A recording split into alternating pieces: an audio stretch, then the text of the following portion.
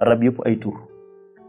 ba noppi doon wëttu toolu aljana ba yooyu yëpp mbir yu baax la waaye benn jëf ju bon la def boobu moo ko yóbbu ci li nga xamante ni tey mooy toroxtaange mooy lan ñàkk a dégg dir donc mu nekk loo xamante ni ma ne tey kon alxuraan bi fii nii des na leer ci sama bopp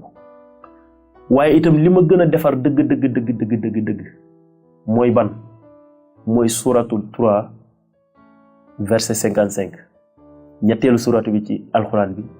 aaye 7 ndaxte foofu noonu day wax ci li nga xamante ni mooy Yeesu Krista alxuraan bi nee na képp ku nga xamante ni tey gëm nga ci Yeesu Krista yéen di ngeen nekk ñi nga xamante ni ñooy féetee kaw ñi nga xamante ni gëmuñ ci Yeesu Krista te loolu alxuraan bi moo koy wax suratu 3 verset 55 mu nekk loo xamante ni lu am solo la dama naan sax lan moo tax musulman yi duñ gën a jàngat alxuraan bi ngir gën a mën a xam verset yooyu noonu xam ni alxuraan bi di wax ci Yeesu Krista yooyu noonu tey bi ma ko déggee dëgg la da ngay am ay doute ba léegi da ngay am ay jiixi jaaxa ndaxte tey say waajur nekk ay musulman nga judd nekk musulman ba noppi nar a jox sa dund Yeesu te yow dëkk bi nga dëkk amuñ sax maanaam chrétien amuñ catholique waxuma la protestant amu fa ay musulman kese fa dëkk doo fa gis église jàkk nga fay gis ak i juma loolu kese nga fay gis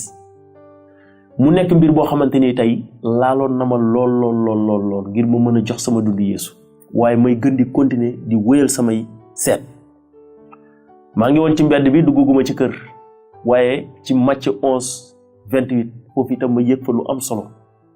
Yeesu ne ñëw leen ci man yéen ñëpp ñu sonn te diis te dinaa leen may noflaay venez à moi vous tous qui êtes fatigués et chargés je vous donnerai du repos te man maa ngi woon ci mbedd bi gisuma yaay gisuma baay kon nekkumoon ci noflaay nekkumoon ci jàmm ñu n'était pas en sécurité maanaam nekkumoon ci kaaraange nekkumoon ci dara te Yeesu nee na ñëw leen ci man yéen ñëpp ñu sonn te diis te dinaa leen may noflaay loolu noonu nekk na lu nga xamante ni neex na ma ndax musuma dégg kenn wax ma ko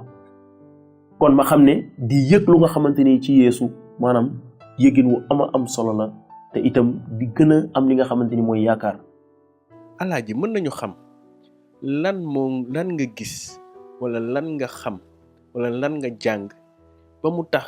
nga am benn bés bi nga jël ndogal ne bis ni ki tey man damay topp Yeesu te duma mës a dellu ginnaaw. waaw am na ci